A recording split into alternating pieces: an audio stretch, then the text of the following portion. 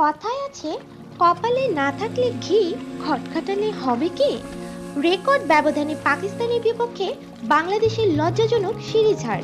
Cutter master Mustafiz ছাড়া বোলিংয়ের ছন্দ খুঁজে পায় না বাংলাদেশের প্লেয়ার, যেখানে ৫৭ রানের বড় জয় দিয়ে এক ম্যাচ হাতে রেখেই সিরিজ জয় পেল পাকিস্তান।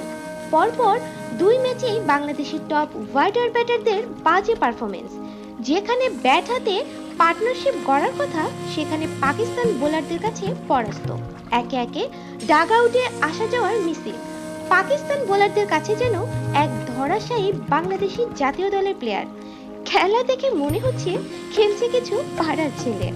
পাকিস্তানের বিপক্ষে টি-20 সিরিজে নিজেদের দ্বিতীয় ম্যাচে সিরিজ সমঝোতায় ব্যর্থ হলেন বাংলাদেশ। এক ম্যাচ হাতে রেখেই সিরিজ জিতে নিল স্বাগতিকরা।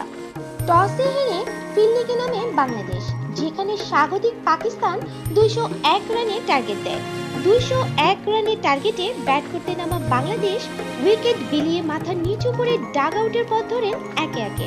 একমাত্র বেটার দলের জন্য নিজেকে ব্যাটে বলে ছন্দ খুঁজে পায়, যেখানে ৫টি ছক্কা ও একটি ৪-৩১ বলে পাকিস্তানের বিপক্ষে হাফ সেঞ্চুরি করেন।